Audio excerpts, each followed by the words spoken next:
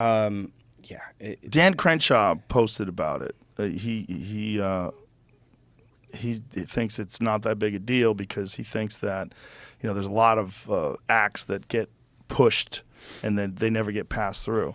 But what's disturbing is just the idea, the desire to do this, and the fact that imagine if it did get passed.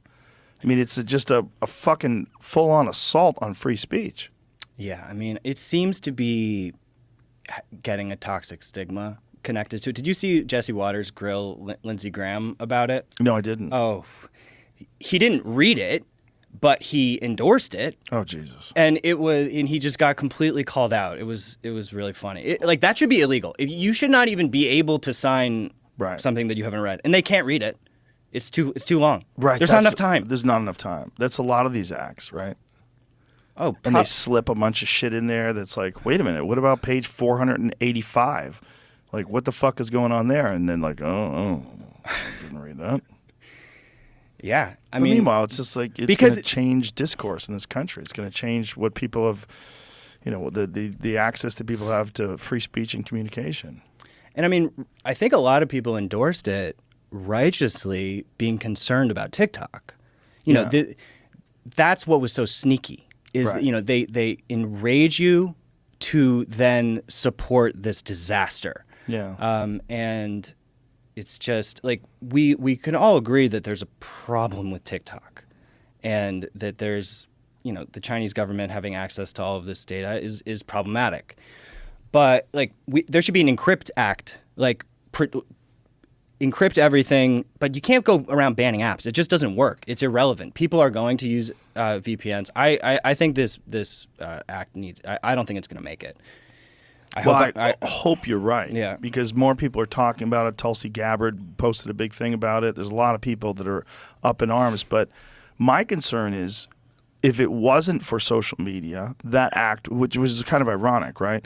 If it wasn't for social media and people sharing this and becoming outraged and people discussing this, it would have slipped right through, like the Patriot Act did. The Patriot Act existed in a time where there wasn't social media, and people weren't really aware of what they were pushing through until it was too late. Yeah, I think there's much better solutions. I mean, did you watch any of the TikTok CEO getting grilled? Yes, I did. Okay, so, that was interesting because, he seemed like a sober guy.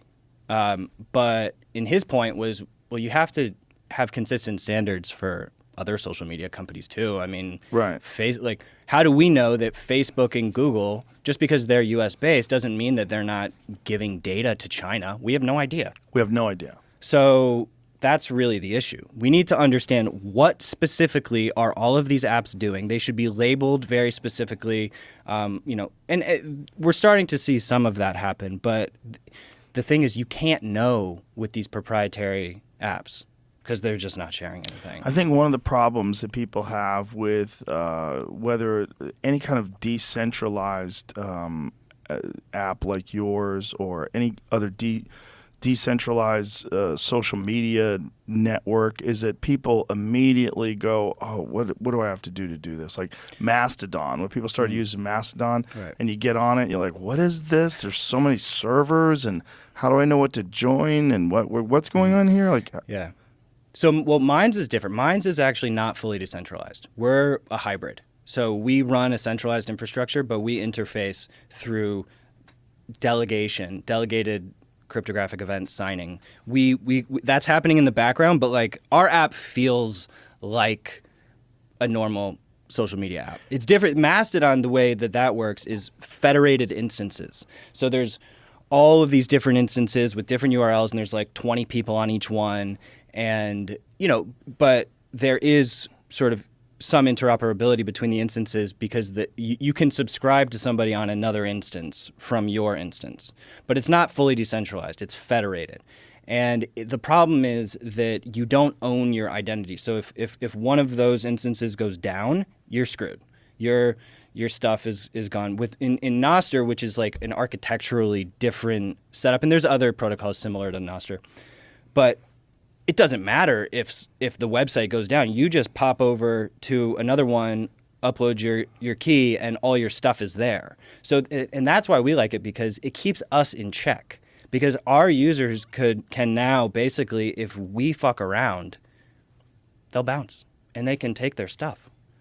And that's, because the social graph specifically is the key, because you spend a decade getting all these followers. Like, it's your life.